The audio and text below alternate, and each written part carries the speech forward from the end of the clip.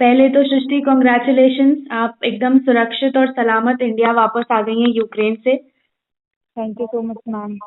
कुछ सवाल है मेरे। इंडिया आ चुकी हैं आप, कैसा फील कर रही हैं और वहाँ के हालात के बारे में थोड़ा बताइए हमें। यहाँ आके तो बहुत ही अच्छा लग रहा है, मतलब इंडिया आ गए, अपने होम मदरलैंड आ गए। हम्म। वहाँ के हालात कैसे हैं सृष्टि? वहाँ पर आप थी, क्या क्या चीजें फेस की आपने? एक्चुअली हमारी 24 की फ्लाइट थी, फिर वहाँ पे ब्लास्ट हुआ, उसकी हम्म। वजह से सारी फ्लाइट कैंसिल हो गई। उसके हम्म। बाद हेल्प के लिए एम्बेसी में गए कि हमें क्या करना चाहिए, क्योंकि एयर स्पेस ब्लॉक हो गया था। अच्छा। तो उन्होंने कहा कि 2-3 दिन में शायद ये सही हो जाएगा। तो हम्म। हम लोग एम्बेसी के पास ही रुके हुए थे कि कीव पे, कि हमें कंफर्मेशन है जैसे ही हम निकल जाएंगे यहाँ से। हम्म। लेकिन वो वॉर के डेज बढ़ते ही जा रहे थे, बढ़ते ही जा रहे थे, और हम लोग एम्बेसी के बगल में, एम्बेसी ने हमें एक स्कूल प्रोवाइड किया था, वहाँ पे थे। हम्म। और हम करीब 400 से 500 बच्चे थे, तो उन्हें उनमें मतलब वो प्रॉपर तरीके से खाना भी अरेंज नहीं करवा पा रहे थे। एक लोग के खाने पे 6-6 लोग खाना खाते थे, मतलब 2 टीस्पून खाना मिलता था, ऐसा अच्छा। समझ लीजिए। और खाने का तो मतलब बहुत ही ज़्यादा प्रॉब्लम थी, और 2 से 3 दिन कर्फ्यू था, तो ऐसी कंडीशन थी कि हमारे पास पानी भी नहीं था, टैप वाटर पीना पड़ता था। हम्म। तो और फिर हाँ जी, बताइए बताइए आप। उसके बाद फिर हमें नोटिफिकेशन आया कि आपको कीव छोड़ के जाना है किसी भी तरह से। अच्छा। तो पहले एम्बेसी ने कहा कि हम आपको ट्रेन में चढ़ाएंगे। तो उसके रिप्रेजेंटेटिव आए हुए थे रेलवे स्टेशन, लेकिन वहाँ पे भीड़ बहुत ज़्यादा थी, तो वो भी वहाँ पे कुछ नहीं कर पाए। फिर समहाउ हम लोग ने मैनेज करके किसी भी तरह एक ट्रेन पे चढ़े। मतलब वहाँ ट्रेन में चढ़ने के लिए इतना ज़्यादा चौक था कि हम्म। वहाँ पे गन फायर हो रहे थे हमारी आंखों के सामने, और वहाँ पे यूक्रेनियन लोग हम पे बहुत चिल्ला रहे थे, और यही सब हो रहा था। फिर हम लोग मतलब एक ट्रेन पे बैठ गए जहाँ पे कोई भी नहीं रहता। जैसे टीसी यहाँ पे चेक करने के लिए रहता है ना, वहाँ के हर हर एक डिब्बे में टीसी रहता है जो चेक करता है। हम्म। तो कोई भी टीसी में अलाउ नहीं कर रहा था, तो हम लोग उस डिब्बे में चढ़े जिस डिब्बे में टीसी नहीं था।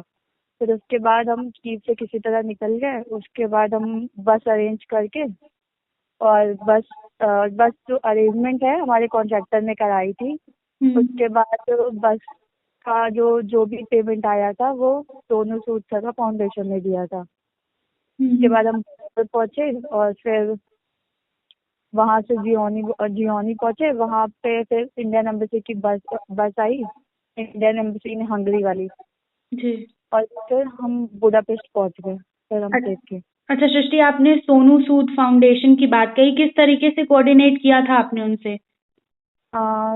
एक्चुअली शायद मेरे पेरेंट्स ने की थी, उनका मुझे मैसेज आया था हम्म। कि वो कैसे, मतलब वो पूछे कि आपको क्या हेल्प चाहिए। तो हम बताए कि हम यहाँ पे फंसे हुए, तो उन्होंने हमें कोऑर्डिनेट करके बता रहे थे कि आपको किस बॉर्डर पे जाना चाहिए जहाँ से आपका काम हो सकता है, और हाँ। आपके पास से नियरेस्ट बॉर्डर कौन सा है। हम्म। तो फिर हम उसके अकॉर्डिंग बस लिया, और उन्होंने कहा कि मैं बस का पूरा पेमेंट देने के लिए तैयार हूँ। हम्म। फिर वो प्रॉपर तरीके से हो नहीं रहा था, तो उन्होंने मेरे अकाउंट में पैसे डाल दिए थे, तो फिर हमने उससे पे किया था। अच्छा, तो वहां से हाँ कोऑर्डिनेट करके फिर आप इंडिया आई। हाँ सृष्टि, जहां आप थी, आपने कहा कीव में थी आप, हाँ जी।